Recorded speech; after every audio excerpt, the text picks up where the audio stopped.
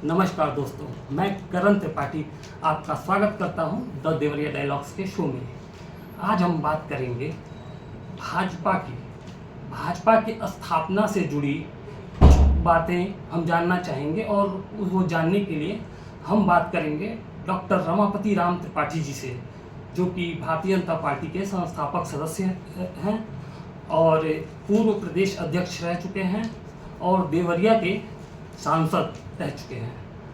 तो आज हम इनसे जानेंगे कि पार्टी की स्थापना कैसे हुई, क्या इन लोगों ने संघर्ष किया, तो उसके बारे में जानना चाहेंगे। उससे पहले एक पहलगांव की जो घटना हुई है, बहुत दुखद घटना हुई है, जिसका जवाब हमारी भारतीय सेना ने मुंहतोड़ जवाब दिया है। उस पर आपकी एक प्रतिक्रिया हम लेंगे, उसके बाद हमारा प्रश्न शुरू होगा। सर प्रणाम। ये पहलगांव वाली जो घटना हुई उस पर भारतीय सेना ने, तो इस पर आपकी क्या प्रतिक्रिया है? देखिए, पहलगांव में जो घटना हुई जी, उसकी पूरे विश्व ने निंदा किया, क्योंकि ये भारत के अंदर हुई, लेकिन ये मानवता पर आक्रमण था। सही अर्थों में आतंकवादी घटनाएं पहले भी होती थी, लेकिन वो सेना और आतंकवादियों के बीच आदान प्रदान होता था। पहली बार जात पूछ के, धर्म पूछ के और चिन्हित करके ये लोगों को मारा गया। जितनी निंदा की जाए कम है, क्योंकि ये मानवता पर आक्रमण था और पूरे विश्व ने इसकी निंदा किया। और भारत ने हमेशा ये कहा कि हमारे माननीय प्रधानमंत्री जी ने कहा कि हम ऐसी कार्रवाई करेंगे जिसकी किसी को कल्पना नहीं होती। अब इसका अगर आप नेतार्थ निकालें, शुरू से ही उनके दिमाग में व्यक्ति नहीं, नर नहीं, वहाँ की जनता नहीं, सीधे सीधे उनके दिमाग में आतंकवादी थे कि हम आतंकवादियों को खत्म करेंगे और उनकी जड़ें खत्म करेंगे। तो मुझे इस बात की खुशी भी है और बड़ा आत्मसम्मान भी है कि हमारे प्रधानमंत्री जी ने हमारे सैनिकों को, सेना को फ्री किया, निर्देश दिया। और सैनिकों को मैं उनके पराक्रम की, उनकी पौरुष की, उनकी वीरता की को नमन करता हूँ, प्रशंसा करता हूँ। और उन सब लोगों ने भी आक्रमण किया तो आतंकवादी ठिकानों पर किया, जन पर नहीं किया, पाकिस्तान के जनता पर नहीं किया। तो ये कदम अगर आप देखें तो हमारे जवानों का जो ये कदम है वो प्रशंसनीय भी है, अभिनंदनीय भी है। और जितनी उनके पौरुष की प्रशंसा की जाए वो कम है। उस कदम से भारत का मान भी बढ़ा, सम्मान भी बढ़ा है और भारत विश्व में एक उदाहरण के रूप में सबके सामने आया। ठीक। तो अब हम अपने प्रश्न पे आते हैं। भारतीय जनता पार्टी की स्थापना के समय आप रहे, संस्थापक सदस्यों में से आप हैं, तो इसकी स्थापना कैसे हुई और कहाँ, पूर्वांचल में, कि इसके कुछ पृष्ठभूमि बताएंगे तो? आप देखिए, इसका 3 पक्ष में आपके सामने रखा जी। भारतीय जनता पार्टी की पृष्ठभूमि में जनसंघ थी। जी। जनसंघ का विलय जनता पार्टी में हुआ और फिर जनता पार्टी से अलग होकर के भारतीय जनता पार्टी बनी। इसके पीछे एक ही ध्येय और एक ही बड़ा कारण था। मैं कहता हूं कि विश्व की जितनी पार्टियां, उनके अगर निर्माण को आप देखें तो 2 इशू पर हुए हैं, विशेष करके हमारे भारत में, विशेष तौर से आकांक्षा, महत्वाकांक्षा, पद और प्रतिष्ठा। जिसको पद नहीं मिला वो पार्टी से अलग हो गया। ऐसे भी कई पार्टियां टूटी हैं। यही कांग्रेस का इतिहास रहा, एक बार नहीं अनेक बार टूटी।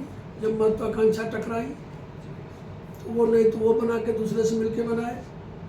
लेकिन अगर हमारे इतिहास को आप देखें तो जनसंघ से हमारा इतिहास शुरू होता है, और विश्व की एकमात्र पार्टी है जो पद और प्रतिष्ठा के लिए नहीं, राष्ट्र के लिए बनी।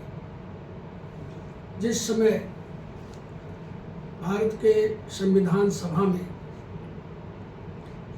बहस हो रही थी और पंडित जवाहरलाल नेहरू तत्कालीन प्रधानमंत्री 370 का प्राविधान करके एक ही देश के अंदर जो पूर्ण रूप से विलय हो गया था भारत में, डॉक्टर हरि सिंह ने कर दिया था, राजा हरि सिंह ने, उसके अंतर्गत तुष्टीकरण उनका दिमाग देश पर नहीं था, वोट पर था, तो उन्होंने 370 का प्राविधान किया कि एक ही देश के अंदर कश्मीर में सदर रियासत रहेगा, वजीर आलम भी रहेगा, और वहाँ की संसद को, वहाँ की विधानसभा का अधिकार होगा कानून बनाने का, केवल रक्षा और विदेश हम देखेंगे।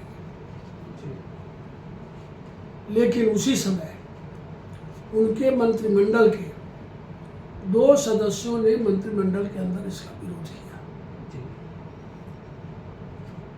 एक हमारे डॉक्टर श्यामा प्रसाद मुखर्जी और एक डॉक्टर भीमराव अम्बेडकर। लेकिन जब लोकसभा में बिल आई तो भीमराव अम्बेडकर मंत्रिमंडल के निर्णय के साथ हुए, लेकिन डॉक्टर श्यामा प्रसाद मुखर्जी ने देश के हित में पद छोड़ा,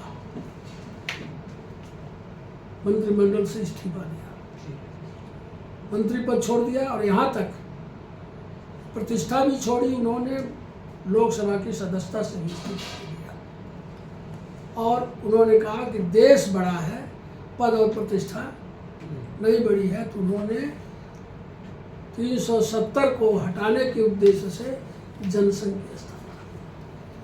तो हमारी पार्टी का जो मूल है वो स्थापना ही जो हुई है देश के हित के लिए हुई, और उन्होंने कहा कि धारा 370 नहीं लागू होना चाहिए, और उसका विरोध करते हुए वो कश्मीर में प्रवेश किए, वीजा लेना पड़ता था, वहाँ गिरफ्तार हुए, रहस्यमय तरीके से जेल के अंदर उनकी मृत्यु हुई, जो आज तक रहस्य बनी हुई। उनके सहयोगी के रूप में उस समय पंडित दीनदयाल उपाध्याय और श्रीमान हमारे ये अटल जी भी नौजवान के नाते उसमें प्रचारक थे, उनको दिए गए थे। कुशाभाऊ ठाकरे थे, सुंदर सिंह भंडारी थे। तो इन लोगों ने जनसंघ की स्थापना की, डॉक्टर श्यामा प्रसाद मुखर्जी ने, लेकिन उसको विस्तार करने का, देश में उसको स्थापित करने का तो एक काल ये है जो स्थापना से लेके और 67 तक, जिसको हम ये कहते हैं, इस विचार के, इस पार्टी के, क्योंकि पार्टी विचार पर बनी थी। दीनदयाल जी ने इसको दूसरा विचार दिया, अंतिम व्यक्ति का उदय, अंत्योदय। तीसरी बात वही एकात्मानुवाद, अंत्योदय, और उसको उन्होंने एकात्मानुवाद कहा कि मनुष्य को इकाई मान के हम काम करेंगे, उसकी आवश्यकता है। वाम पंथ न दक्षिण पंथ, उसमें विश्व में 2 धाराएं थी, तो उन्होंने कहा हम वाम पंथ मानेंगे न दक्षिण पंथ। हम अंतिम व्यक्ति का उत्थान, अंत्योदय, अंतिम व्यक्ति का उदय, ये हमारा लक्ष्य होगा। और तीसरी बात उन्होंने कहा,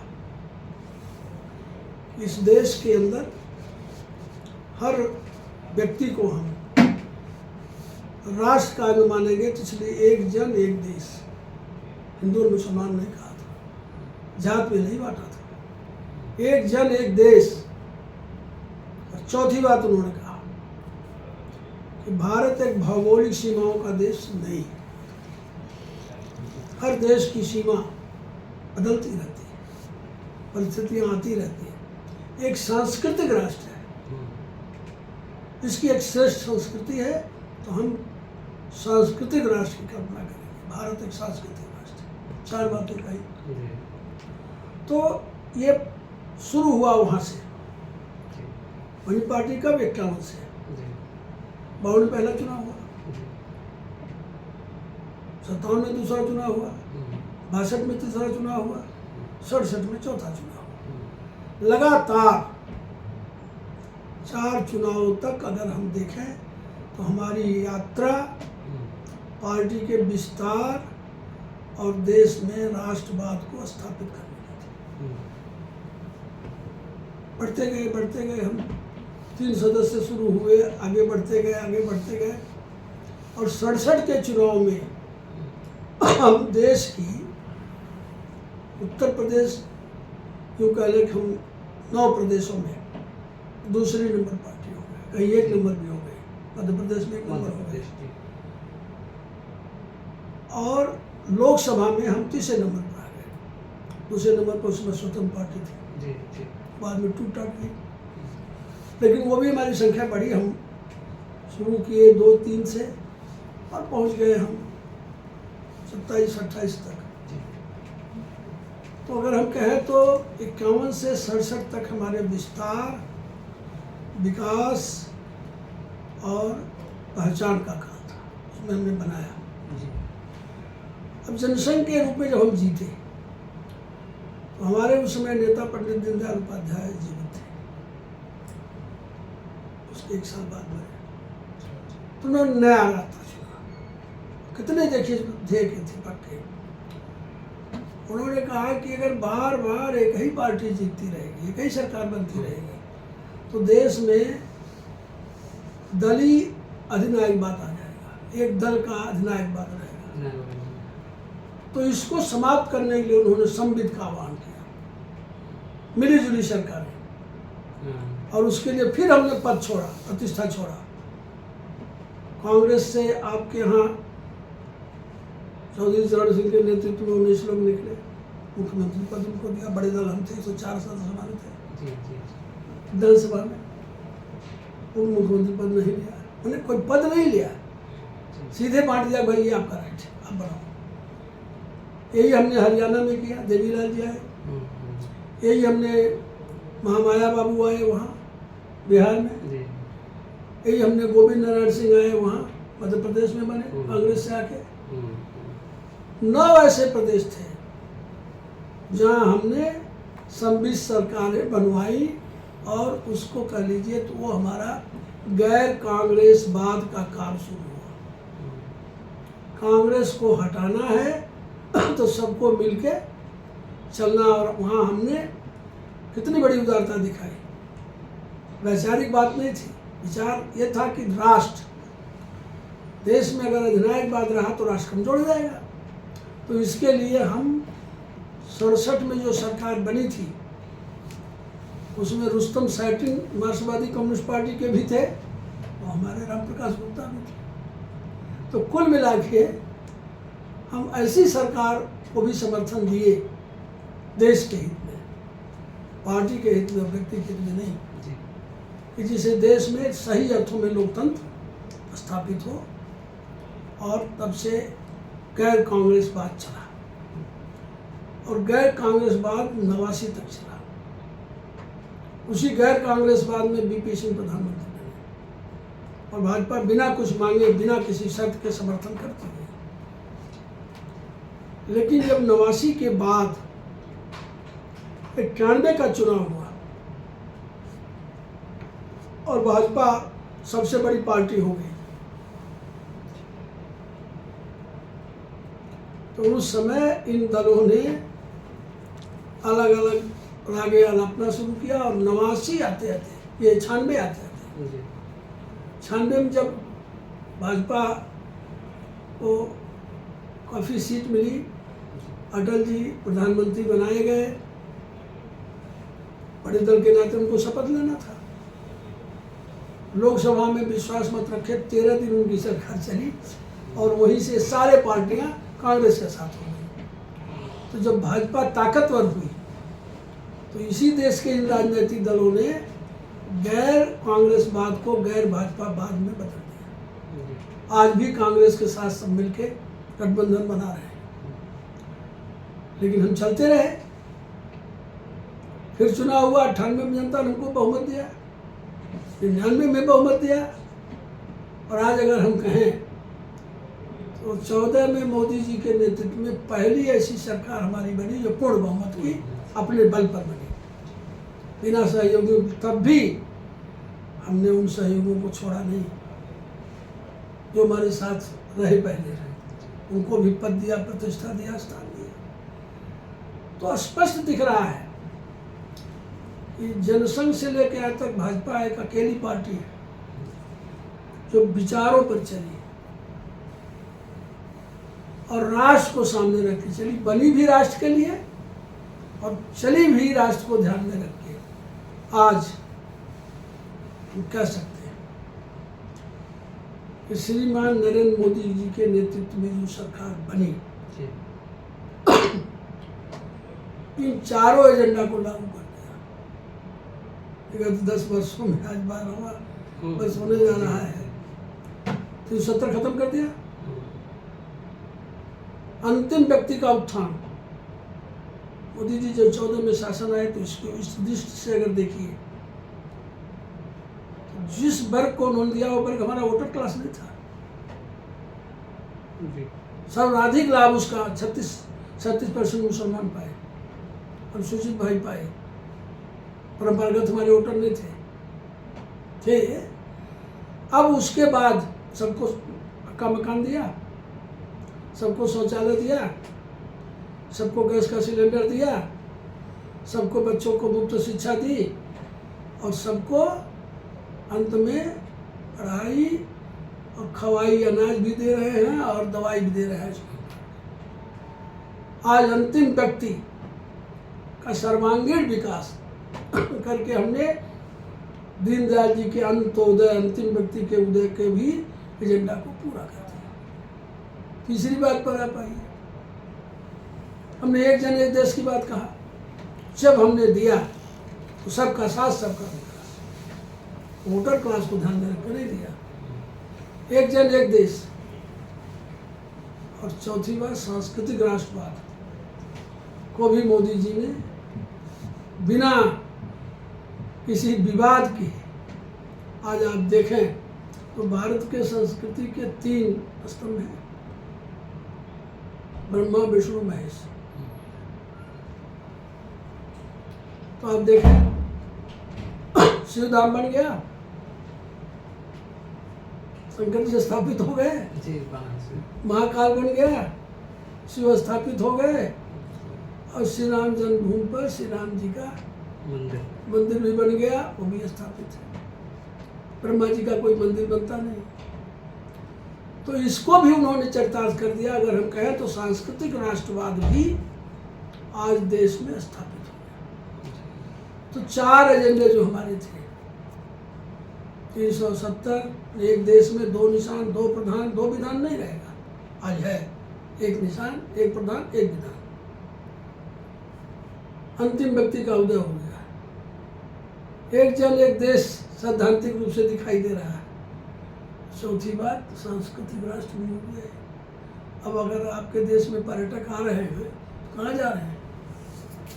अयोध्या जा रहे हैं,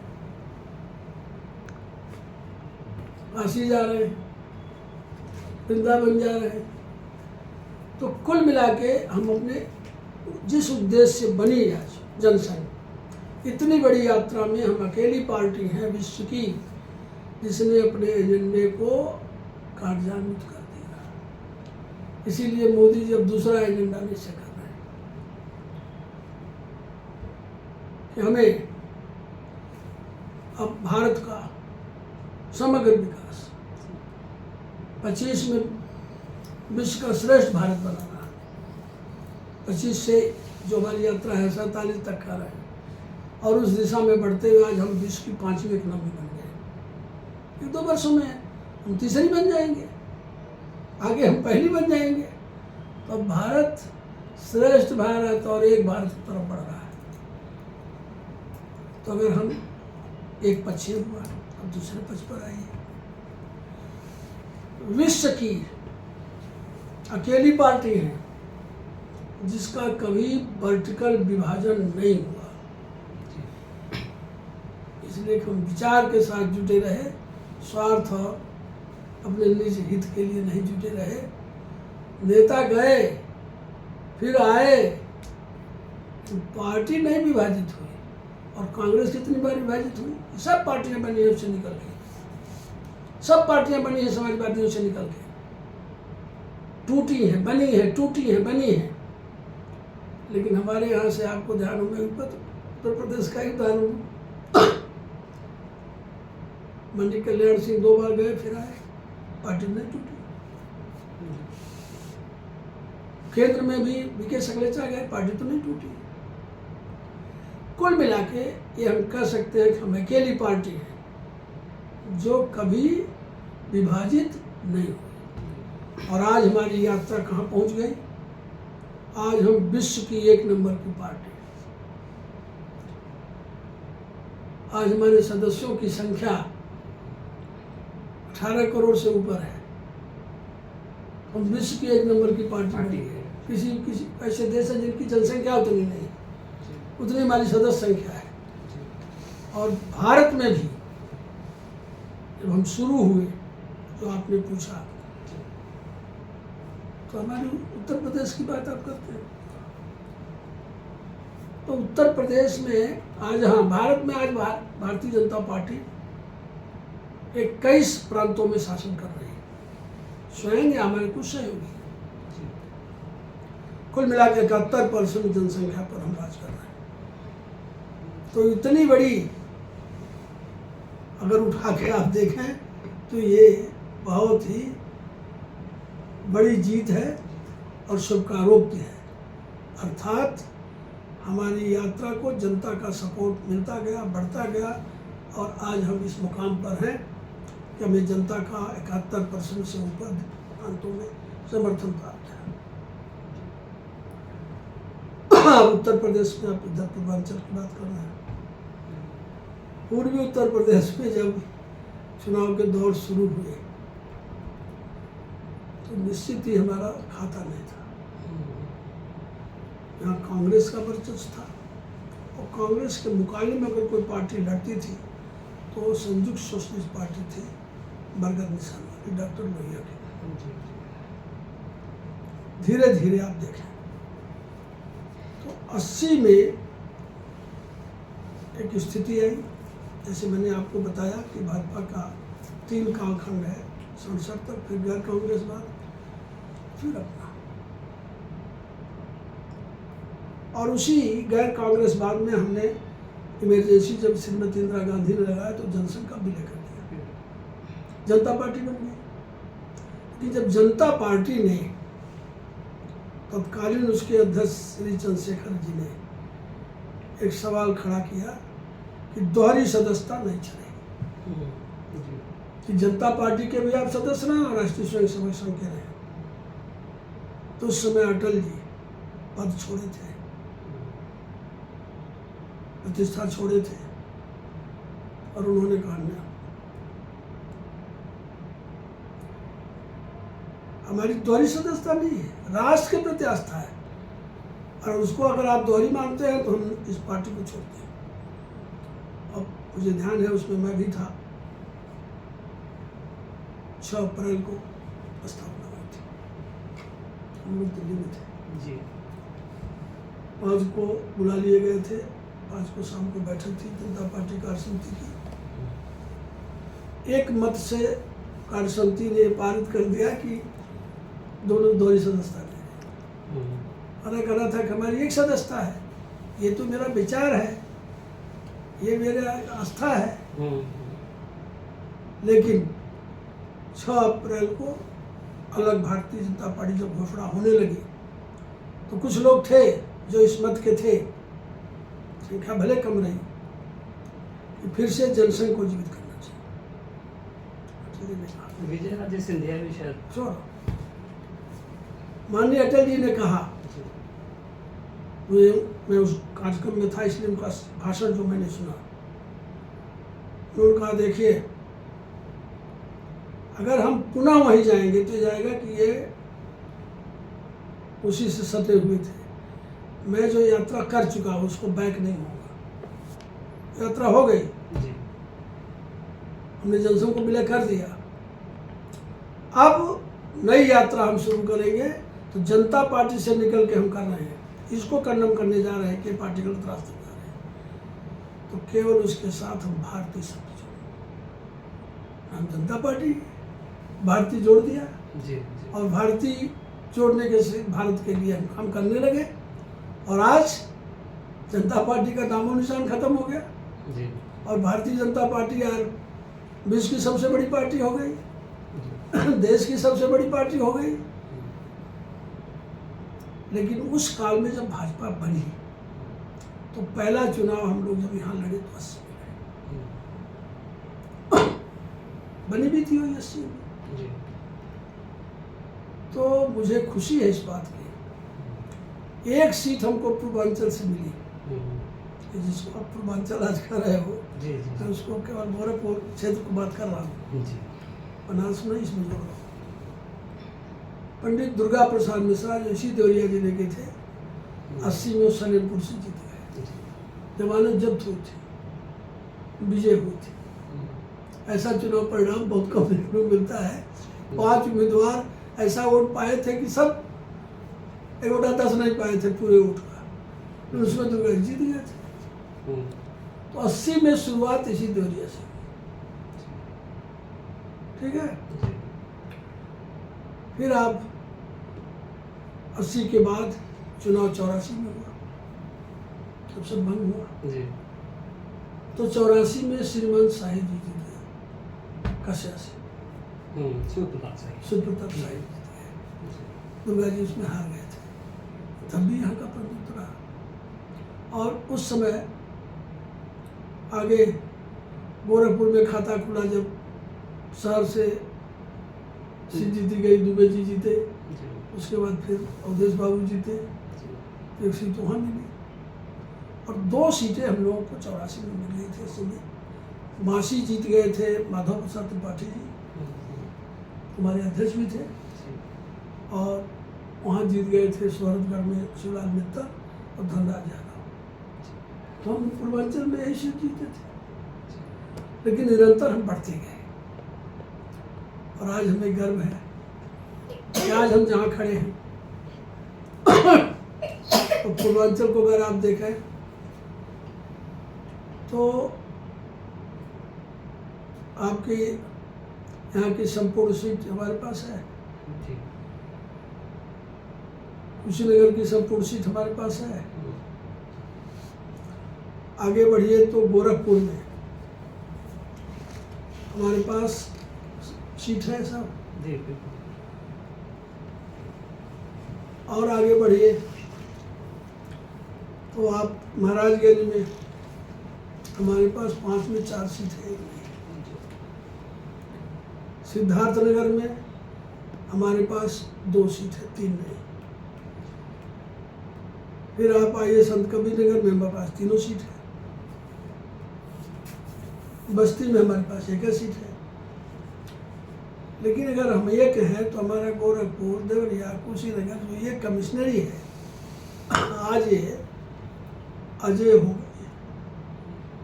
यहाँ पर बाकी दलों का अस्तित्व खत्म होता जा रहा है। तो यहाँ तक हम पहुँचे, निश्चित उसमें हमारा विचार, हमारी राष्ट्रभक्ति और निरंतर जो हमारा कार्यकर्ता उस पर चलता रहा, कार्यकर्ता की निष्ठा, लगन और समर्पण और वैचारिक प्रतिबद्धता के कारण हम आज यहाँ तक पहुँचे। और यही नहीं, आज हमारे पूज्य योगी आदित्यनाथ जी आज नायक हो गए हैं, ये भी हम लोगों को गर्व करना चाहिए। बिल्कुल। विशेष करके हमारा ये क्षेत्र आज भाजपा की मुख्य ताकत हो गया है। तो ये यात्रा हमने किया है और आज मैं बहुत ही संतुष्ट हूँ, प्रसन्न हूँ, गौरवान्वित हूँ कि जिन ध्येय को लेकर के हम लोगों ने भाजपा की विचार यात्रा शुरू किया, सोचा ही नहीं था। जवानी हम लोगों ने दिया तो हम लोगों को भी ऐसे लोग कहने वाले मिलते थे, कहाँ जान दे रहे हो, इस पार्टी में क्या पाओगे, क्या होगा। लेकिन आज वो सब कुछ मिल गया जो हम इस ध्येय के लिए काम करें। आज हमारा राष्ट्र भी सर्वोपर, पार्टी भी सर्वोपर, और विशेष करके हमारा पूर्वांचल, हमारा ये जो कमिश्नरी है, ये भी आज सर्वोपर है। परिणाम तो हम यहाँ पहुँच गए। तो हम इस यात्रा को बहुत ही सफल और संकल्पित और राष्ट्र हित में निरंतर चलते हुए अपने को गौरवान्वित महसूस कर रहे हैं। धन्यवाद जी। अब एक चीज़ था कि ये पूर्वांचल में, जैसे कि आप 2007 में जैसे प्रदेश अध्यक्ष बन के आते हैं, तो उत्तर प्रदेश की स्थिति में सुनने में आता था कि अतीक अहमद, मुख्तार अंसारी और कई जातियों का समीकरण बैठा के क्षेत्रीय दल अपना वर्चस्व बनाने का पूरा प्रयास किए। तो इसको आप लोगों ने किस तरीके से तोड़ने का काम किया? देखिए, बड़ा स्पष्ट है जी। जैसे मैंने कहा कि कांग्रेस पार्टी, जी। मैं तो निर्माण के ही कहता हूँ, जब कांग्रेस बनी थी स्वतंत्रता आंदोलन के लिए, जी। तो कांग्रेस का माने क्या होता है, समूह। जी। तो आंदोलन के लिए बनी थी। अखिल भारतीय जन समूह एक साथ खड़ा हुआ था। उस समय जब आंदोलन चला तो किसी की दूसरी मांग तो नहीं थी, सारे विचारधारा लोग वही काम कर रहे थे। क्योंकि स्वतंत्र देश बनाना था, केवल कम्युनिस्ट जो है विफल थे। लेकिन स्वतंत्रता के तुरंत बाद याद करिए, पूज्य महात्मा गांधी जी ने स्पष्ट कहा कि कांग्रेस जिस ध्येय के लिए बनी थी पूरा हो गया। और राजनीतिक यात्रा राजनीतिक विचारों से शुरू करना चाहिए, इसलिए कांग्रेस को भंग कर देना चाहिए और विचारों के आधार पर राजनीतिक पार्टी बनाना चाहिए। तत्कालीन प्रधानमंत्री स्वर्गीय जवाहरलाल नेहरू गांधी जी के इस विचार को नहीं माने, क्योंकि उनके दिमाग में पहले दिन से ही सत्ता थी। मैं तो ये कहता हूँ, विभाजन के कारण भी सत्ता था। गांधी जी चाहते थे कि 47 में भारत न विभाजित हो, लेकिन पूर्ण स्वतंत्रता मिले, और हिंदू मुसलमान दोनों मिलकर संघर्ष किए थे। पूरा देश ऐसा था, दो लोगों की महत्वाकांक्षा। नेहरू जी को था कि जितना लंबा होगा तो हम प्रधानमंत्री नहीं बनेंगे, और जिन्ना को भी यही था कि हम राष्ट्रपति नहीं बनेंगे। वो जानता था कैंसर हो चुका था, हम बीमार हैं, पता नहीं जीत रहेंगे नहीं रहेंगे। दोनों की महत्वाकांक्षा वार्ता की टेबल पर विभाजन स्वीकार करा दिया। महत्वाकांक्षा में तो कांग्रेस पहले दिन से शुरू हुई, और फिर कांग्रेस ने देश को हिंदू और मुसलमान में बांटने की कोशिश की। देश को एकजुट करने का प्रयास नहीं किया, क्योंकि उनके दिमाग में वोट बैंक था। उस वोट बैंक की राजनीति में से अतीक पैदा हुए, अंसारी पैदा हुए, और एक समय वो आया कि उत्तर प्रदेश में जातियों के नाम पर पार्टियां बनने, जात जोड़ के पार्टी बना ली। मायावती ने बनाया, मुलायम सिंह ने बनाया। तो जातिवाद का एक वर्चस्व सामने आया। आप ध्यान दीजिए, विश्लेषण करिए। उस समय भी भारतीय जनता पार्टी के नेतृत्व और कार्यकर्ता विचलित नहीं हुआ। हमने जात का नारा नहीं दिया, हम किसी एक जात के लिए काम नहीं किए, और हम राष्ट्र, जन का हित, प्रदेश का विकास, इसको लेके संघर्ष करते रहे। और आज जातिवादी दल डाइल्यूट हुए और राष्ट्रवादी दल के नाते हम स्थापित हुए। मुख्तार अंसारी हो या अतीक हो, उनका संरक्षक कौन था? क्यों नहीं इनके विरुद्ध कांग्रेस कार्रवाई की? क्यों नहीं इनके विरुद्ध समाजवादी पार्टी ने कार्रवाई की? क्योंकि वो इनके जाति अपील के लिए इनको उपयोग करते थे, और जाति समर्थन पाने के लिए इनको सपोर्ट करते थे, MP MLA बनाते थे, इनको सम्मानित भी किया, सब स्थान दिया। लेकिन हमारे दिमाग में जात थी नहीं, इसलिए हम कभी इनको पसंद नहीं दी। हमेशा इनका विरोध करते रहे, इनके खिलाफ उम्मीदवार लड़ाते रहे। इनके अत्याचारों से हमारे कार्यकर्ता प्रताड़ित हुए। अप्रत्यक्ष जाने देनी पड़ी, लेकिन आज हमें इस बात का गर्व है, जब भाजपा को पूर्ण बहुमत मिला, ताकत मिली, जनता का समर्थन मिला, तो पूज्य योगी आदित्यनाथ जी के नेतृत्व में आज ये ताकतें कहाँ चली गई। आज उत्तर प्रदेश में अपराधी प्रवृत्ति के लोग या तो ऊपर चले गए या प्रदेश छोड़ के भाग गए या जेल में, तो आज उत्तर प्रदेश अपराधी मुक्त प्रदेश है। उन्होंने इसको जात का चेहरा बना करके इनका वोट बैंक सहेजने का काम किया, और हमने इनको अपराध का चेहरा बना करके इनको ऊपर और जेल भेजने का काम किया, और आज जो है एक अपराध मुक्त प्रदेश बनाने में सफल हो गए। जनता आज स्वच्छंद होकर उत्थान कर रही है, और उसका परिणाम है कि आज उत्तर प्रदेश मांगने वाला प्रदेश नहीं रह गया, हाथ पसारने वाला प्रदेश नहीं रह गया। आज उत्तर प्रदेश समर्थ और ताकतवर और ऐसा प्रदेश हो गया जिसको लोग उदाहरण दे रहे हैं और आइकान हो गया। अच्छा, हम लोग आपके बारे में मैं पढ़ा, कुछ रिसर्च टाइप में किया, तो हमको आपका एक प्रकरण सुनने में आया कि आपने अटल जी ने आपसे एक ट्राईसाइकिल की बात की थी, तो वो क्या प्रकरण था? देखो, अटल जी बहुत महान थे जी, और लखनऊ आए हुए थे जी, तो मैं 7 से 10 तक तो महामंत्री अध्यक्ष रहा, जी, लेकिन मैं 1995 से लेके और 2007 तक महामंत्री संगठन रहा। महामंत्री रहा 3 साल, बाकी महामंत्री संगठन रहा। 9 साल में महामंत्री संगठन रहा। तो उत्तर प्रदेश संगठन के संचालन में, विस्तार में मैं योगदान करता रहा। तो अटल जी को किसी कार्यक्रम में लेके जाना था, हम लोग गए थे। हम लोग मीराबाई गेस्ट हाउस में ठहरे थे।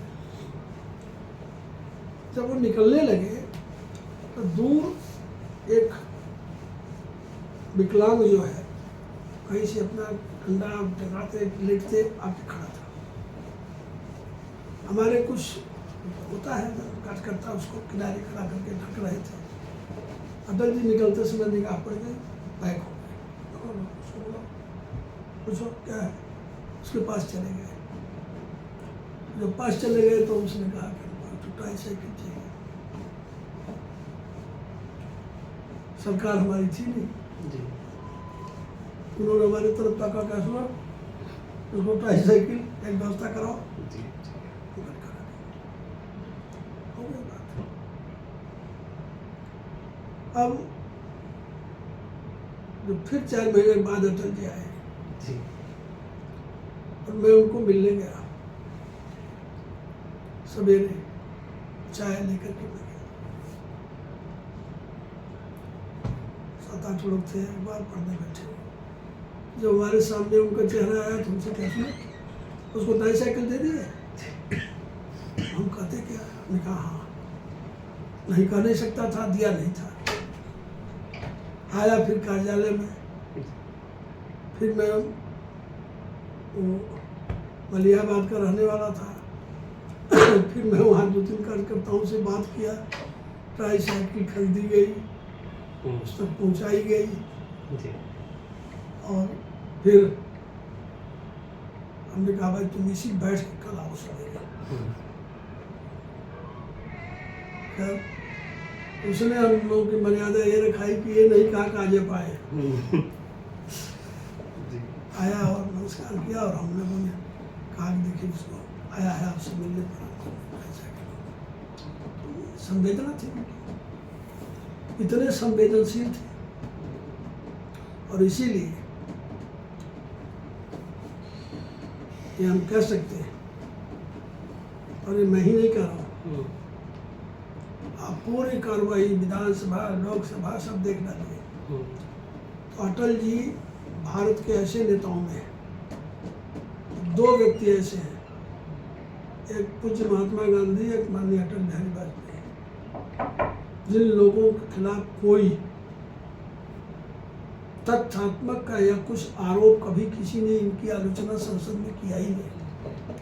मुझे ध्यान है जब ये 13 दिन वाली सरकार का चल रहा था, तो इंद्रजीत गुप्ता कम्युनिस्ट पार्टी नेता थे, और जो लोग भी खड़े होते थे बोलने, उसको हम लोग कार्रवाई देख रहे थे। अटल जी आप महान हैं, आप बड़े अच्छे नेता हैं, आपकी ये भगवा पार्टी, इसका आप विरोध कर रहे हैं। पार्टी पर आक्रमण करते थे, अटल जी पर आक्रमण नहीं करते थे। कभी उन पर किसी ने कोई आरोप, जिसके पर श्रद्धा होती है, इसलिए अटल जी माननीय अटल जी केवल भाजपा के नेता नहीं थे, वो राष्ट्र नेता भी थे और विश्व नेता भी थे। आप लोगों को ध्यान होगा, जब विश्व के राष्ट्राध्यक्षों की बैठक थी और उसमें भेजना था, तो अटल जी को भेजा था। नरसिम्हा राव प्रधानमंत्री थे, उन्हें जाना था।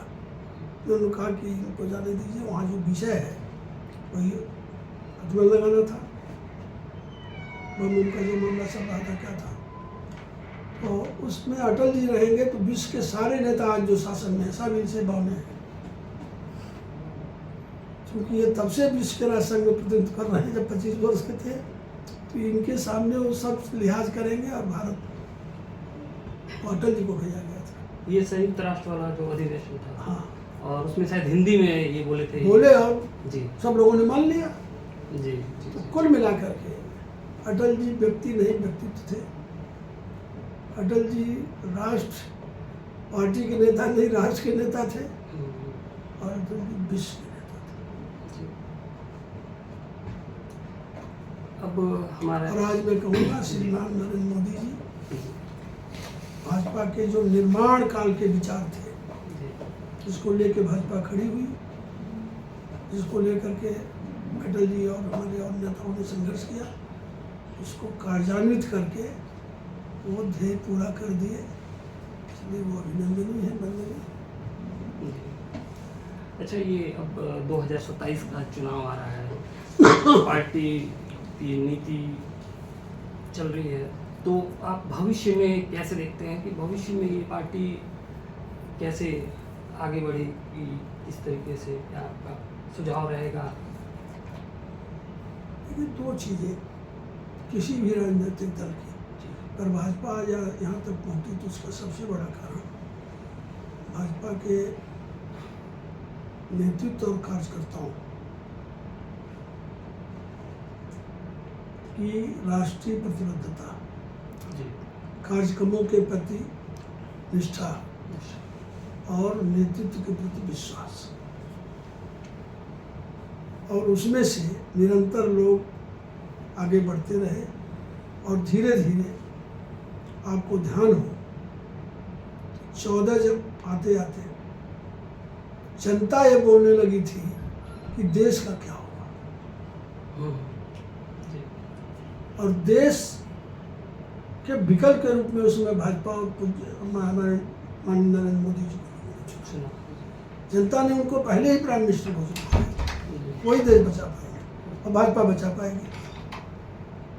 तो हम इसी रास्ते पर चल गए कि प्रदेश का आगे हित, जनता का कल्याण, हमारी कल्याणकारी योजनाएं, और हम उत्तर प्रदेश में जो आज करके दिखाए, जो उत्तर प्रदेश सोचता नहीं था, तो इसी को सामने लेकर के हम जनता को संगठित करेंगे।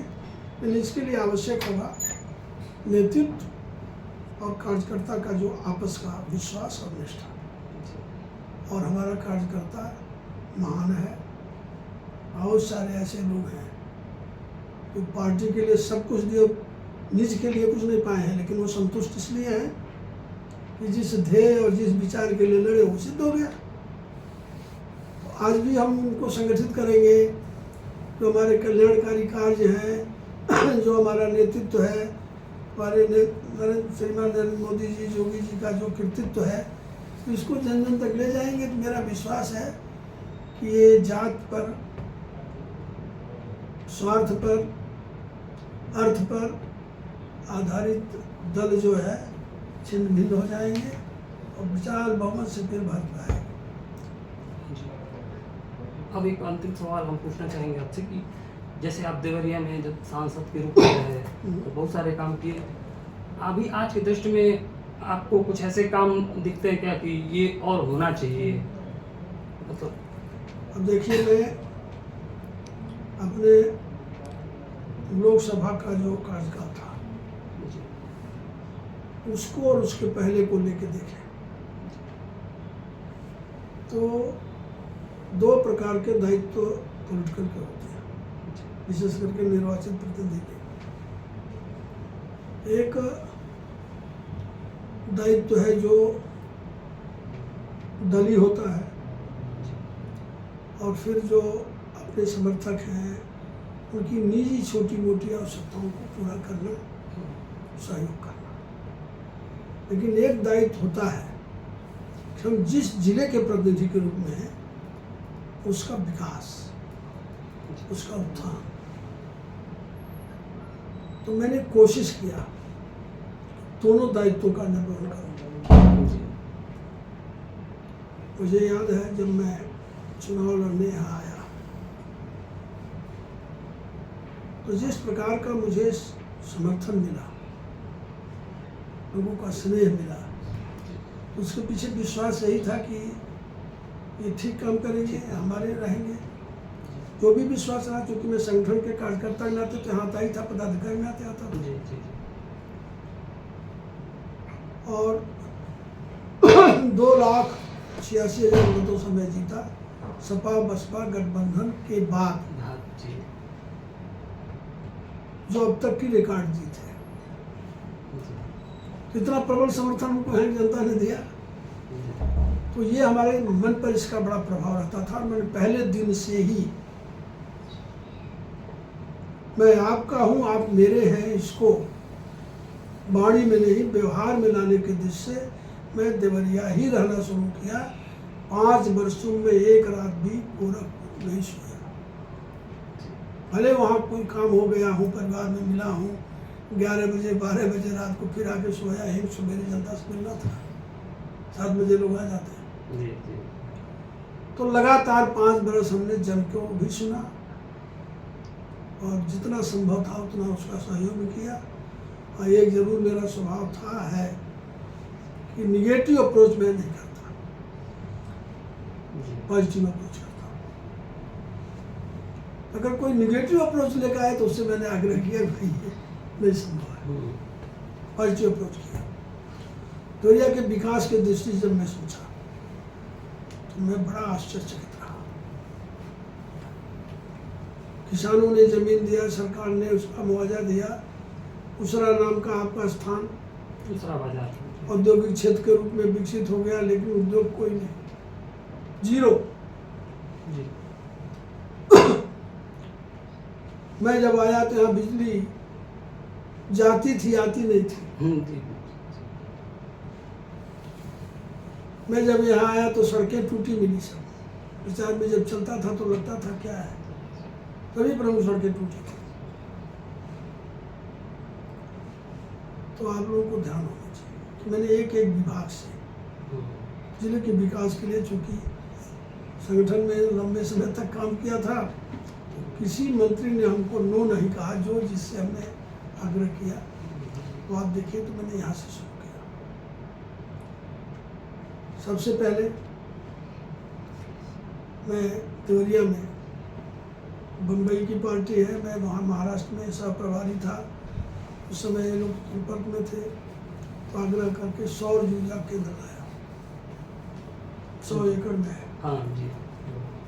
आप वहाँ के किसानों को अनाज नहीं पैदा होता था, पानी लगता था, थोड़ी जमीन सरकार की थी। मैं धन्यवाद देना चाहूँगा अमित किशोर जी, उसमें जिन थे उन्होंने भी सहयोग किया आगे बढ़ कर के, और 100 एकड़ जमीन उन लोगों को दिलाया। और आज 46,000 रुपया प्रतिवर्ष 2-2 हज़ार उसमें बढ़ेगा, ये किसानों को मिलता है बिना बोए जोते। तो कितने किसान प्रभावित हुए उससे? 200 परिवार, 100 परिवार जो प्रभावित हुए, उनको रोजी मिल गई। उनकी कृषि जो एकदम निरर्थक थी, खाने भर का अनाज नहीं होता था, आज बिना बीज के, बिना भर्ती के, बिना कुछ डाले उनको पैसा मिल रहा है, वृत्ति चल रही है। और बिजली का उत्पादन इतना हो रहा है, 46 मेगावाट बिजली आज ये सौर ऊर्जा केंद्र गीडा को दे रहा है, बेच रहा है। और देवरिया में आज बिजली आती है, जाती नहीं है।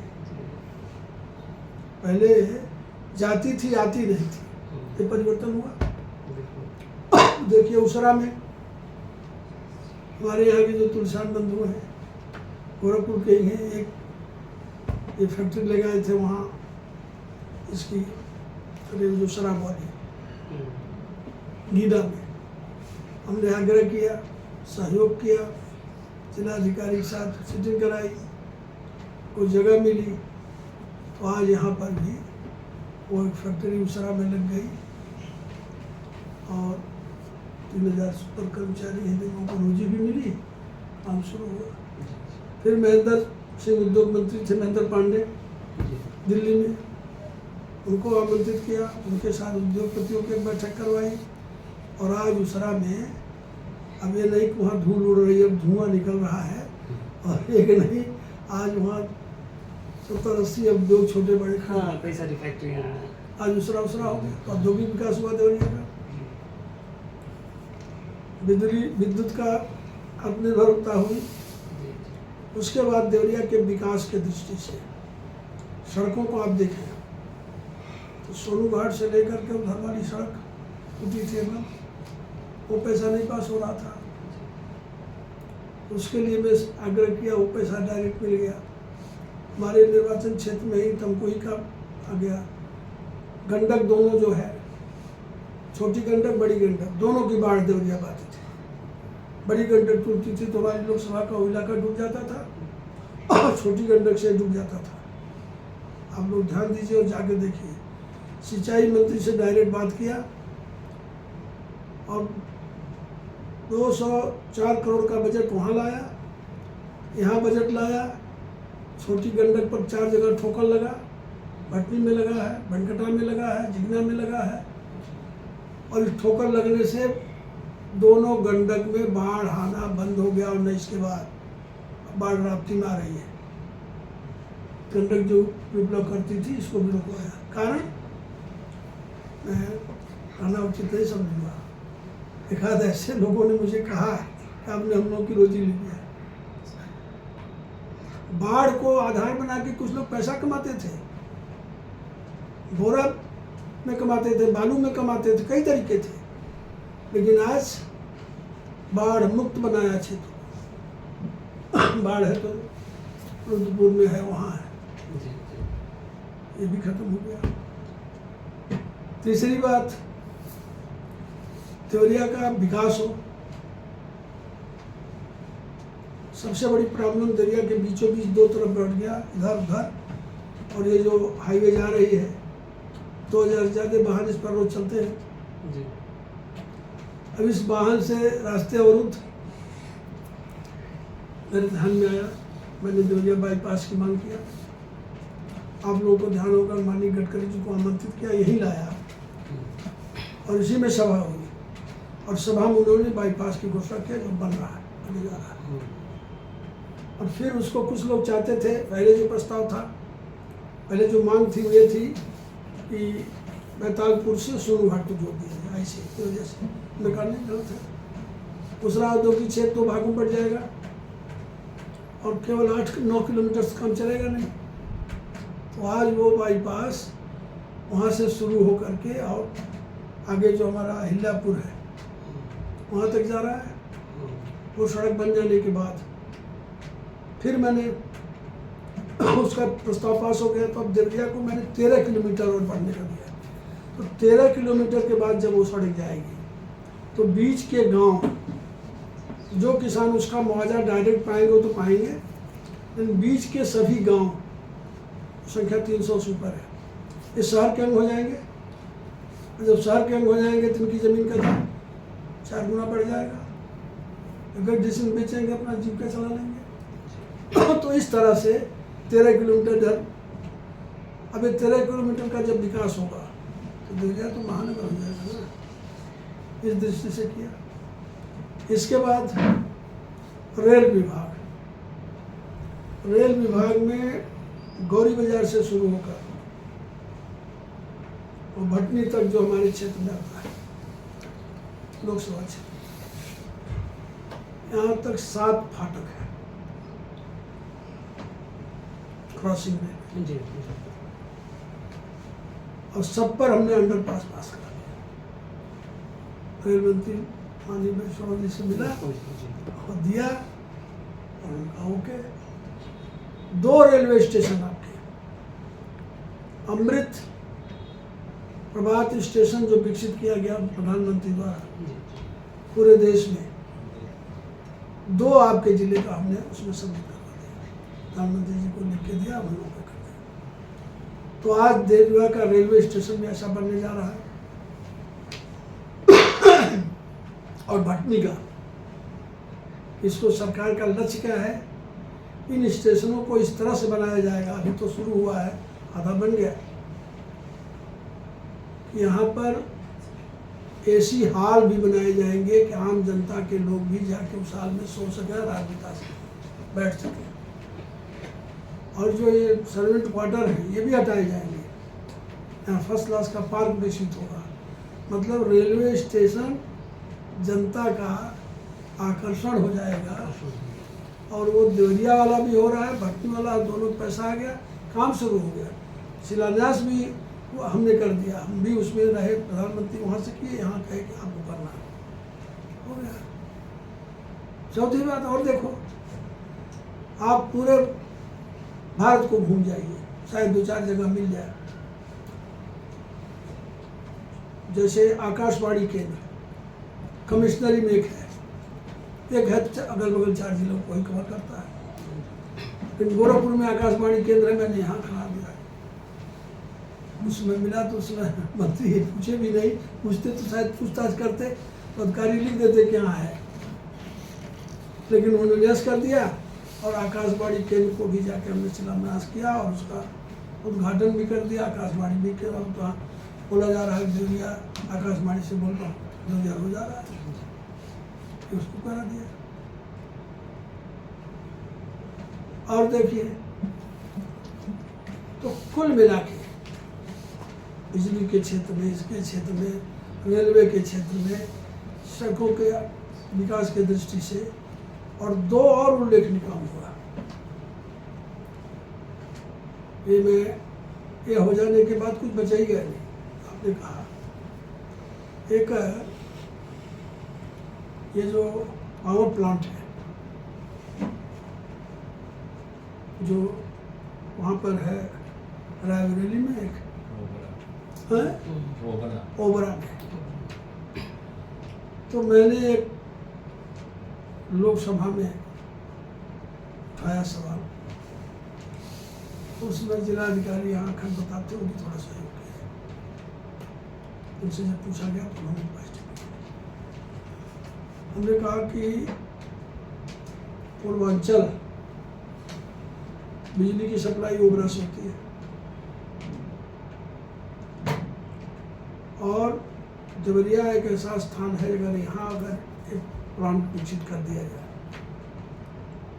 तो बिहार के भी 15-16 जिले जो इससे सटे हैं देवरिया से, और इधर के जिले, ये सब की विद्युत आपूर्ति आसान हो जाएगी, सरल हो जाएगी, सुलभ हो जाएगी, और साथ ही एक डेवलप स्थान हो जाएगा। तो केंद्र ने इस पर एक कमेटी बना दिया अध्ययन करने के लिए। आचार संहिता चूंकि लग चुकी थी, इसलिए बहुत पब्लिश नहीं हो पाया, लेकिन मुझे खुशी है कि उस कमेटी ने पॉजिटिव रिपोर्ट दिया कि यहाँ खोला जा सकता है, और स्थान हमने दिया था यही बरियारपुर वाला क्षेत्र। अगर ये अब इसमें इतने प्रयास करना है, वो भी करूँगा कि इस पर बजट आ जाए, सरकार इसको एक्सेप्ट करे, और जिस दिन एक्सेप्ट हो जाएगा, बजट आ जाएगा, तो आप कल्पना करिए कि हाँ, जब वो फैक्ट्री लग जाएगी तो कितने लोगों को रोजगार मिलेगा, कितने गांव शहर हो जाएंगे, और देवरिया की सूरत बदल जाएगी। तो मैंने हर तरीके से देवरिया को, सूरत को बदलने का काम किया, और अभी तो सिलीगुड़ी एक्सप्रेस बनने जा रही है, तो गोरखपुर सोनभरसा से शुरू होगी, 20 किलोमीटर गोरखपुर रहेगी, भीड़ देवरिया में आ जाएगी हमारे लोकसभा में। ये भी बॉर्डर पकड़ के जा रही थी, मैंने प्रयास किया, और आज ये टोटल अपने उत्तर प्रदेश में टोटल आपके लोकसभा से जाएगी, हेतिमपुर में जाके उतराएगी इधर से, और हेतिमपुर से फिर क्रॉस करेगी, फिर फाजिलनगर का इलाका लिए तो वही का वो इलाका जो बाढ़ प्रभावित था, और पिपरा घाट में 6 लेन पुल बनेगा, बिहार यूपी जुट जाएगा उससे, सिलीगुड़ी जाएगी, उसका भी अब सर्वे हो गया, ऐसा वैसा किसान चिन्हित हो रहे हैं, अभी काम पूर्ण हो गया। तो अगर यूँ कहें तो सभी विभागों से, सिंचाई विभाग, सूचना विभाग, PWD, रेल विभाग, सबसे प्रयास करके हम कोई न कोई काम यहाँ लाने में सफल हुए हैं। 5 वर्ष से किया, 6वां वर्ष है, और आज भी देवरिया से मेरा अपनत्व है, लगाव है, और परिवार जैसा, जैसे कहा ना 5 वर्ष में यहीं सोया, तो अब भी जब समय पाता हूँ तो यहीं आके सोता हूँ, लोगों से मिलके आनंद होता है, अपनत्व मिलता है, अपनत्व देता हूँ, और लोगों के स्नेह पाता हूँ, यही मेरी ताकत है, और ये हमारा काम करने का विश्वास है। ठीक।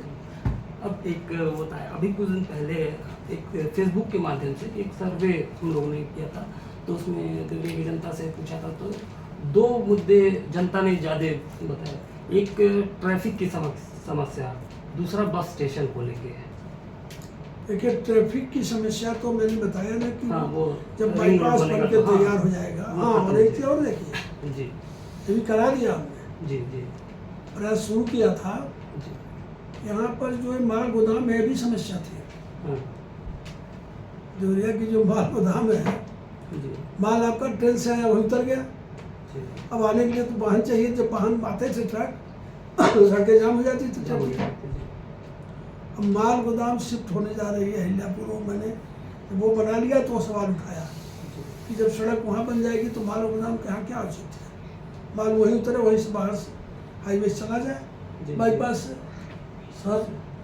अब वो माल गोदाम की जगह जब खाली होगी तो वहाँ पर आवासीय बनेंगे, जो भी बने, विकास के लिए जगह भी मिलेगी, और देवरिया जो है वो ट्रैफिक समस्या से मुक्त हो जाएगा। इसका भी समाधान कर दिया। बहुत अच्छी चर्चा हुई और बहुत सारी जानकारियाँ हमें भी प्राप्त हुई। तो आज की इस चर्चा को हम यहीं समाप्त करते हैं, और अगले एपिसोड में नए विषय के साथ मिलेंगे हम। नमस्कार।